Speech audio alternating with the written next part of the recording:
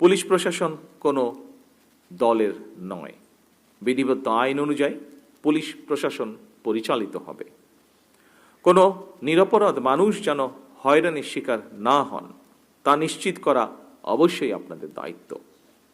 আমরা থানাগুলোর পরিবেশ এমনভাবে করতে চাই, যা আইজি সাহেব ওনার বক্তব্যে উল্লেখ করেছেন, যেন একজন মানুষ কোনো মাধ্যম ছাড়াই সরাসরি থানায় গিয়ে নির্ভয়ে তার অভিযোগ জানাতে পারেন এবং একই সাথে প্রতিকারও পেতে পারেন। জনগণের সহযোগিতা ছাড়া দেশের আইন শৃঙ্খলা রক্ষা করা কঠিন। এ কারণেই পুলিশের জন্য জনগণের আস্থা অর্জন অত্যন্ত জরুরি। কমিউনিটি পুলিশ এবং ওপেন হাউস ডে এর মতন জনমুখী উদ্যোগের মাধ্যমে, যা মাননীয় স্বরাষ্ট্রমন্ত্রী তার বক্তব্যে উল্লেখ করেছেন, যা জনগণকে পুলিশি কার্যক্রমে সম্পৃক্ত করার প্রচেষ্টা অব্যাহত থাকুক। জনগণের সঙ্গে পুলিশের আস্থার সম্পর্ক তৈরি হলে অপরাধ নিয়ন্ত্রণ সহজ হবে বলে আমি বিশ্বাস করি।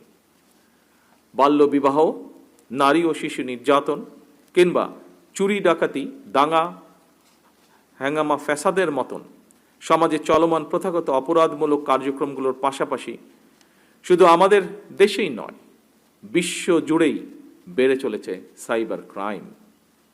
অপরাধীরা অনলাইন প্ল্যাটফর্ম ব্যবহার করে নতুন নতুন কৌশলে অপরাধ সংগঠিত করছে, যা আপনাদের জানা বিষয়টি। বিশেষ করে সাইবার বুলিংয়ের মাধ্যমে নারীদের জন্য অশান্তির কারণ হয়ে দাঁড়িয়েছে সাইবার বুলিং। এসবের পাশাপাশি সংঘবদ্ধ অপরাধ, কিশোর গ্যাং, আর্থিক জালিয়াতি সহ নানা ধরনের অপরাধ প্রবণতাও বিরাজমান। সাধারণ মানুষ প্রতিনিয়ত এসব অপরাধের শিকার হচ্ছেন। দেশে মাদক এবং অনলাইন জুয়ার ব্যাপারেও জনমনে উদ্বেগ রয়েছে। আমি মনে করি আইনের কঠোর প্রয়োগের মাধ্যমে মাদক সরবরাহকারী এবং মাদকের উৎসমূল টার্গেট করে মাদক নিয়ন্ত্রণে পুলিশকে কার্যক্রম চালানো জরুরি। মাদক, সন্ত্রাস ও দুর্নীতির বিরুদ্ধে আমাদের সরকারের অবস্থান পরিষ্কার। আমরা এ সকলের সাথে কম্প্রোমাইজ করতে চাই না।